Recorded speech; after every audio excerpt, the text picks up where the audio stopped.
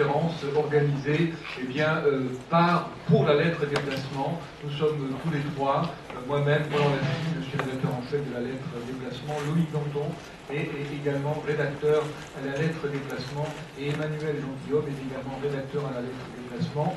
Pour nous, c'est pas une première de rencontrer nos lecteurs, de rencontrer d'autres investisseurs qui ne sont pas lecteurs. Il y avait effectivement un bon moment que nous n'avions pas rencontré nos lecteurs. Donc on est là pour dialoguer, on écoutera vos questions, on y répondra, mais nous-mêmes, eh bien, nous serons vraiment à l'écoute des remarques que vous pouvez faire sur la lettre. Ses bons côtés, il y en a un petit peu, et peut-être les critiques que vous avez à nous adresser. Le thème d'aujourd'hui, eh bien, c'est performance, diversification de portefeuille. C'est vraiment notre cœur de métier. C'est vraiment pour répondre à ce type de questions que la lettre a été créée et qu'elle vous est envoyée toutes les semaines. Alors, les actions, c'est vraiment notre métier, c'est notre terrain de jeu favori.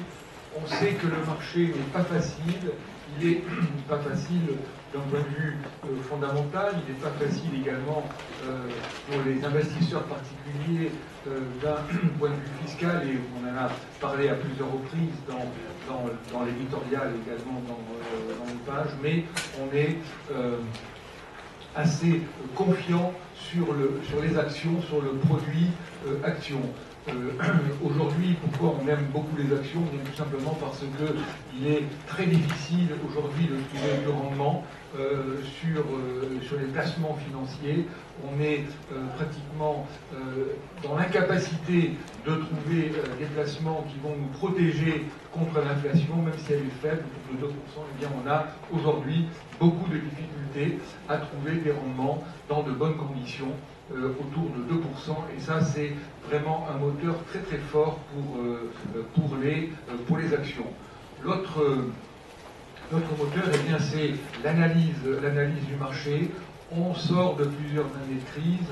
Les actionnaires individuels ont parfois du mal à suivre le marché. On espère que nos lecteurs les suivent un petit peu mieux, ce marché, avec nos conseils, avec nos analyses, mais c'est vrai que c'est pas facile. On sort de 10 années très difficiles sur les marchés financiers. On n'a pas l'habitude à la lettre déplacement de faire des projections sur le marché. On est plus des stock pickers, on est plutôt là pour donner des conseils sur les valeurs, sur les différents secteurs, mais sans faire un pronostic sur le CAC 40 à 1 an ou à 2 ans. On n'a pas de raison d'être pessimiste sur les actions, tout simplement parce que bien l'attrait que présentent les actions par rapport aux obligations d'un point de vue de rendement et de perspective de valorisation du capital est tout à fait évident. Et par ailleurs, eh bien, si on a un marché difficile et volatile, on voit qu'il y a des ressorts de marché aux États-Unis, qui est le marché directeur pour les actions. On voit que l'économie repart. La bourse américaine se porte plutôt bien. On a de bonnes nouvelles sur l'immobilier, sur l'activité industrielle, sur la consommation, sur le chômage. C'est une grande nouveauté.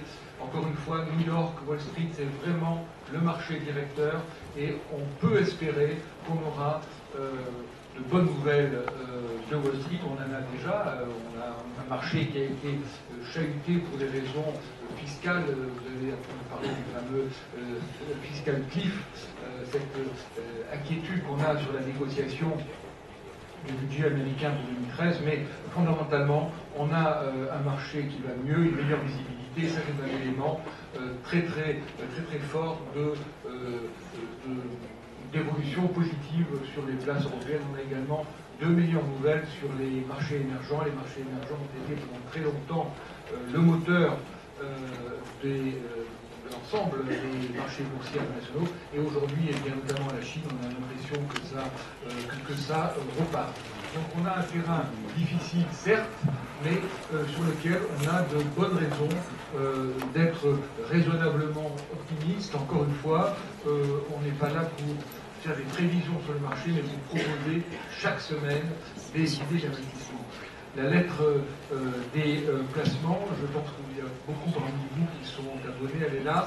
En partant, on pourra vous en distribuer des exemplaires. C'est le dernier exemplaire qui est sorti donc ce week-end. Vous avez dû le recevoir dans vos boîtes aux lettres vendredi matin et sur Internet dès mercredi soir. C'est une lettre de conseil boursière qui n'est pas là pour travailler à court terme sur la spéculation. On a vraiment une spécificité de conseil à long terme et de suivre nos conseils. Vous verrez qu'on ne suit pas toutes les valeurs de la cote. On en suit environ, on en suit combien, Emmanuel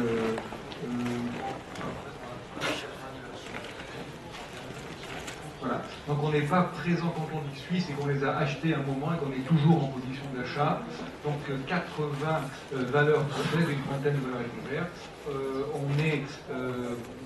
On a des positions heureuses, moins heureuses selon les valeurs. Ce qui est sûr, c'est que on suit nos valeurs toutes les semaines et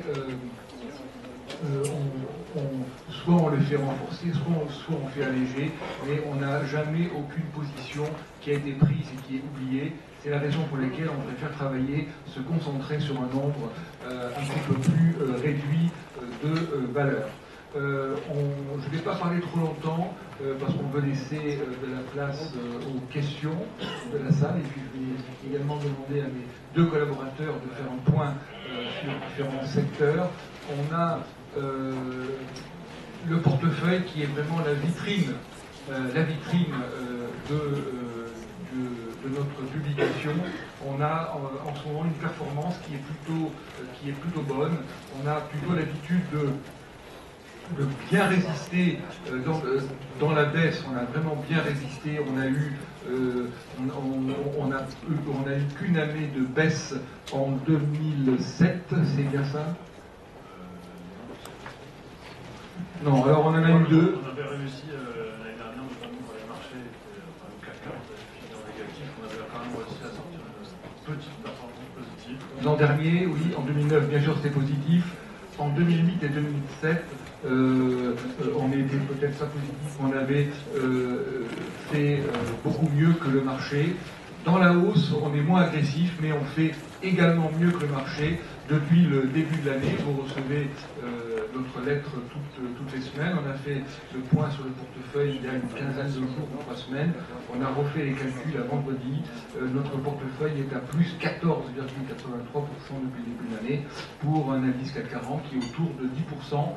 Donc on n'est pas là pour épater la galerie, on n'est pas là pour aller chercher un risque extraordinaire. On est là dans la durée et dans la durée, eh bien, nos performances sont, je crois, tout à fait satisfaisantes. Elles reposent sur la diversification des risques et sur un choix de valeur, encore une fois, qui ne relève pas du coût spéculatif, mais vraiment de la stratégie d'investissement. Les critères qu'on aime bien dans les valeurs, ce sont des choses finalement assez communes, assez ordinaires, du bon sens, de la croissance, de la visibilité sur l'évolution des résultats, la capacité de défendre ses marges comme une bonne part des marchés, et bien évidemment une présence dans les marchés émergents. On préfère vraiment la croissance. On s'est rendu compte et on a sorti récemment du portefeuille dans des conditions un petit peu difficiles, GDF Suez par exemple. C'est vrai qu'on s'est rendu compte que les valeurs défensives ne sont pas aujourd'hui le meilleur placement qui soit. On préfère jouer des belles valeurs de croissance qui offrent de réelles perspectives de valorisation des portefeuilles. Je vais m'arrêter là, juste pour vous dire que pour ce numéro, pour le salon, spécial salon, on s'est livré à une analyse assez intéressante. On a essayé de voir en Europe, sur les valeurs européennes, dans quel sens évoluer les estimations de bénéfices par les analyses. C'est finalement ça qui fait les cours, ou en tout cas l'évolution des performances par secteur. C'est sur quel secteur est-ce qu'on révise à la hausse, sur quel secteur on révise à la baisse, en sachant que sur l'ensemble de l'indice européen, On attend aujourd'hui une progression de l'ordre de 10% des bénéfices, mais ces bénéfices ont été globalement réduits, révisés à la baisse depuis le début de l'année. Et donc j'ai demandé à la fois à Emmanuel Gentilhomme et à Loïc Danton de nous préparer un bref exposé sur ce qui était un petit peu le plus intéressant. Pour simplifier, on se rend compte qu'il y a des secteurs qui ont bien résisté avec des résultats vraiment fortement révisés à la hausse. C'est le cas par exemple du secteur agroalimentaire, c'est également le cas de la pharmacie et de l'ensemble des biens de consommation. En revanche, on a des secteurs qui sont vraiment, dont les perspectives de bénéfices ont été fortement révisées à la baisse, notamment avec une accélération après la publication des semestriels et des trimestriels tout récents. C'est notamment le secteur des télécoms, le secteur des matières premières et le secteur pétrolier. Le secteur banquier, lui, la banque est un secteur qui est révisé à la baisse, mais c'est peut-être pas là, c'est pas au niveau des bénéfices que se font les cours. Je vais tout de suite passer la parole à Emmanuel Gentilhomme, qui va nous parler du secteur automobile. C'est un secteur difficile pour nous parce qu'on avait Peugeot en portefeuille, on a pris une décision très difficile sur Peugeot et on constate vraiment un écart très important, malheureusement pour nous, entre les constructeurs français et les constructeurs allemands. Oui, alors bonjour. Alors oui, effectivement, on a choisi de commencer par un secteur un petit peu difficile, qui nous a donné beaucoup de soucis dernièrement, c'est le secteur automobile. Moi, quand on m'a confié il y a 4 ou 5 ans, on m'a dit que tu vas voir, c'est un secteur qui est extrêmement cyclique, quand le vide retourne, les pertes se creusent, la dette explose, et ensuite les retournements sont extrêmement violents. En fait, c'est la manière dont on avait tous, globalement, dont on pouvait tous retrouver les valeurs automobiles, mais quand on regarde de près, c'est plutôt la manière dont ça se passe pour Peugeot et pour Renault en France. Et au niveau mondial, on se rend compte que s'il y a des choses qui ne changent pas dans le secteur automobile, on est tous habitués, on est très attachés à des valeurs comme Peugeot et comme Renault, mais on se rend compte en élargissant un peu le spectre que en fait, le marché automobile mondial avait complètement changé. Il est désormais en fait dominé par d'immenses acteurs. Moi je pense d'abord à des acteurs asiatiques qui ont une taille critique immense, qui sont présents sur le monde entier et qui ont une efficacité industrielle qui leur permet de pratiquer des marges nettement plus élevées. Et à la différence de nos constructeurs à nous, ces grandes valeurs-là, d'habitude, quand elles sont en métallique, elles en fait ne font pas de perte. C'est ce qui a retenu notre attention quand on a comparé Renault, Peugeot et des valeurs comme Toyota, comme Hyundai, et aussi en Europe, qui est en fait le méga constructeur le plus proche de ces grands asiatiques, c'est mes Volkswagen en fait. Et en fait, alors on a mis beaucoup de temps, nous avons des conseils sur Peugeot depuis extrêmement longtemps. On s'y est tenu pendant très longtemps en espérant, en fait, ce que tout le monde espérait sur le marché, c'est qu'à un moment ou à un autre, les directions de problème avaient bras le corps et se rend compte qu'une focalisation sur le marché européen, qui est un marché difficile depuis une bonne décennie maintenant, et même si les plans, et même si les prix à la casse l'ont masqué, ces valeurs restent en fait nettement plus fragiles. Et on sait parce que, que je perds pas le fil. Alors il faut juste signaler qu'on a pris une décision difficile sur Peugeot. On va y venir, et en illustrant avec les comparables. Et en fait, c'est ça. Et comme tout le monde, on s'est accroché sur Peugeot pendant très longtemps, en espérant une prise de conscience qui n'est pas venue, en fait, fondamentalement. Peugeot, pour nous, ça tient autant. C'est une sévère qui nous tient beaucoup à cœur, mais qui est vraiment tragique dans la mesure où on n'a pas l'impression que ni la direction de l'entreprise actuelle, qui reste comme très dominée par la famille Peugeot, ni l'État qui essaye de faire des choses. Mais en fait, il y a pas, dans ces valeurs, on a fini par se rendre compte et par se résoudre tard. On a vendu de plutôt tard. Mais on a fini par se rendre compte qu'en fait, malheureusement, ça n'est pas là qu'on va trouver ni la performance, ni la croissance. On a vendu au printemps à 7 €, c'est ça? Oui, c'est ça. autour de 7 euros. C'était vraiment très difficile, on subissait la baisse de Peugeot. Oui, complètement, mais vraiment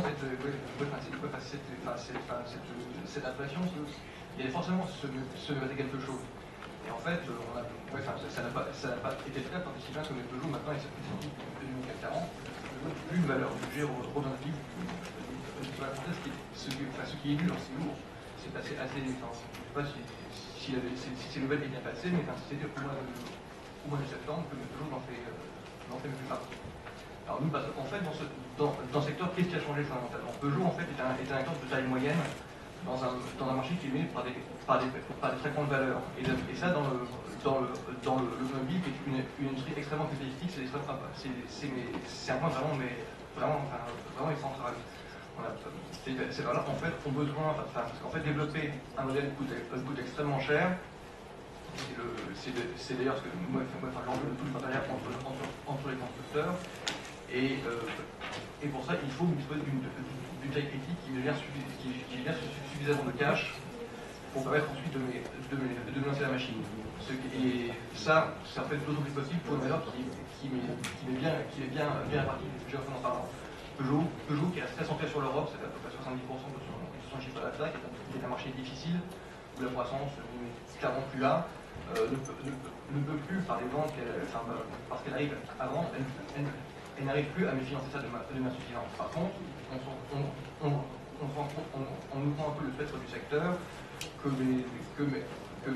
d'autres valeurs, on pense notamment en Europe au secteur allemand, les actions asiatiques sont assez difficiles d'accès pour les petits porteurs, qui en fait, les Allemands aujourd'hui représentent plus la moitié du secteur industriel, du secteur automobile. Et eux ont des modes de fonctionnement qui sont extrêmement différents.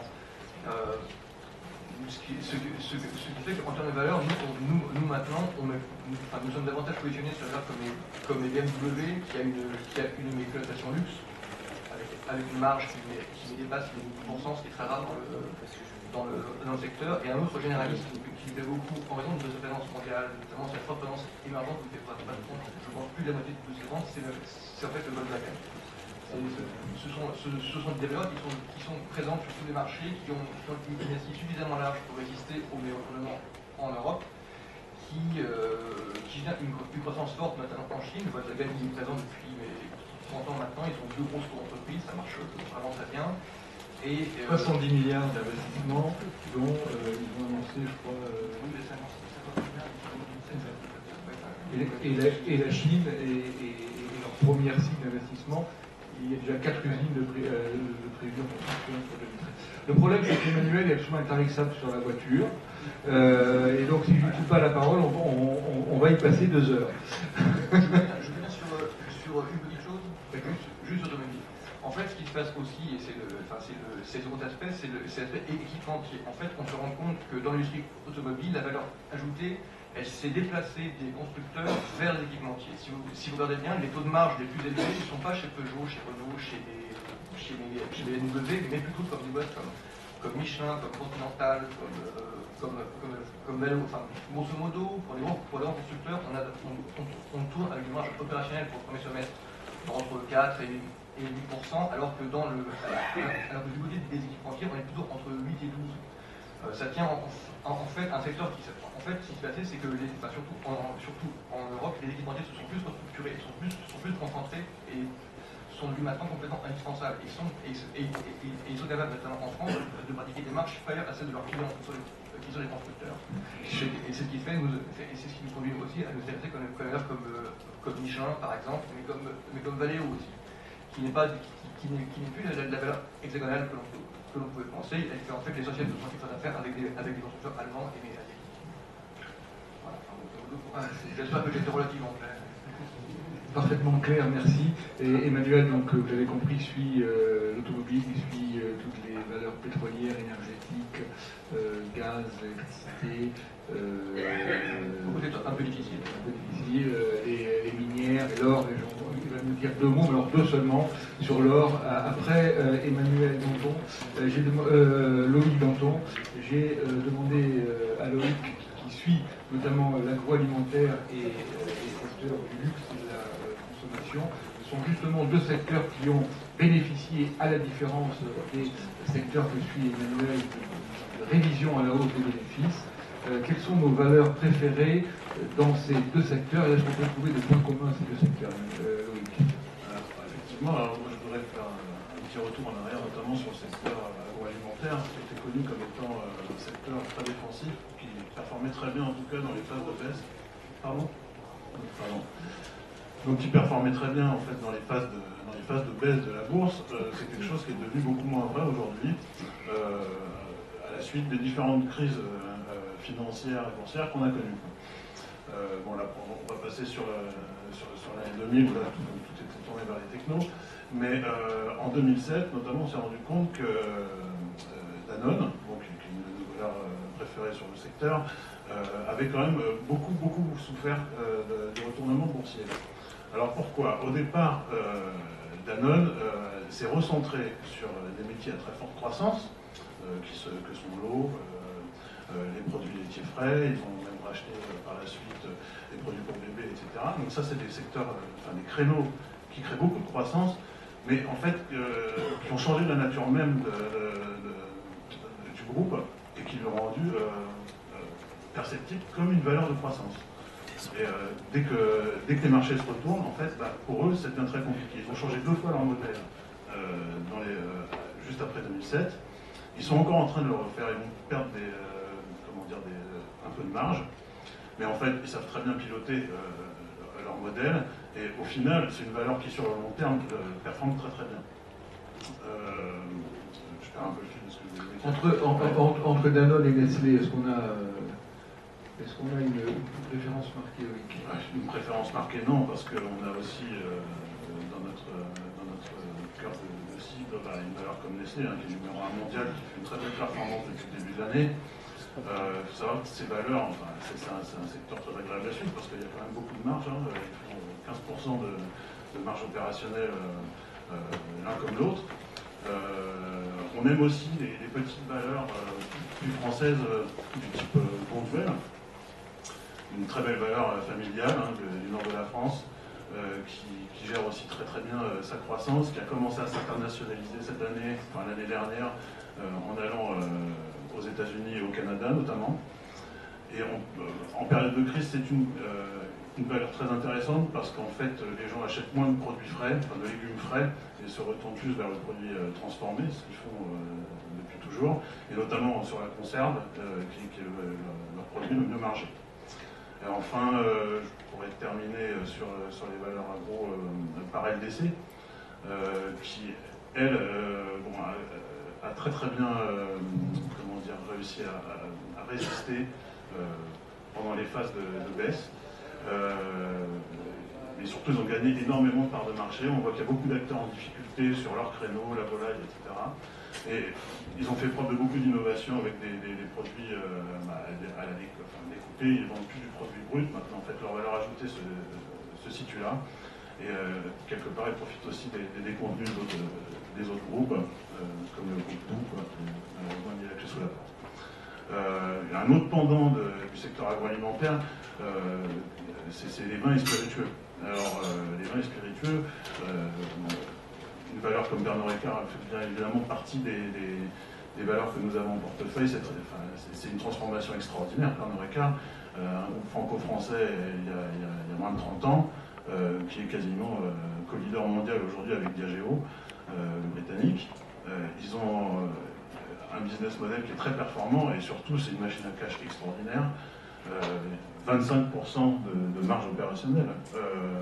Et ils sont très bien placés en Asie. Alors en fait, c'est des groupes qui vont chercher la croissance là, des groupes qui ont su s'implanter des fois à partir de rien. La technique de Pernod Ricard, c'est d'aller racheter des marques locales pour en fait capter le réseau de distribution et ensuite ils amènent leurs produits à très forte valeur ajoutée, leurs produits qu'ils appellent premium. Donc toutes les marques que vous connaissez, le whisky, Valentine's, la vodka, Absolut, je vais passer les meilleurs. Et donc en fait, ils ont une stratégie de montée en gamme qui se rapproche beaucoup du secteur du luxe. C'est là où on peut faire un pont justement avec ce type de valeurs, et les valeurs du luxe. Alors, on a de la chance en France, on dit souvent qu'il n'y a pas grand-chose en bourse, et ben on a quand même beaucoup de belles valeurs de luxe en France. Entre PPR, donc qui est en train de se recentrer justement sur son activité luxe, qui est en train de se dégager de toute son activité de distribution, même des belles affaires comme CFAO, là, qui vient de revendre à Toyota. On a LVMH, bien sûr, que tout le monde connaît, numéro 1 mondial du luxe, qui est chapeauté par sa maison mère Christian Dior. Alors nous, on aime bien Christian Dior parce qu'il y a toujours une décote de holding à jouer, et il y a toujours une rumeur en fait, de rachat total de LVMH. Hein, donc, voilà. Sinon, on aime bien aussi aller sur d'autres marchés, comme la Suisse, hein, je finis là-dessus. Nous avons fait rentrer dernièrement dans le portefeuille la société Richemont. Les débuts étaient un peu difficiles. Hein. Les débuts étaient très difficiles, mais là on se rend compte qu'en un mois, on a une performance de plus 20%, notamment sur la base de la reprise qu'on pressent en Chine. Et alors, on parle de reprise, hein, on est quand même à 7,5% de croissance en Chine, ça veut dire que ça va repartir de plus belle. Voilà. Voilà, donc là, Lomic a vraiment fait un effort parce qu'il aurait pu, pareil, Hermès.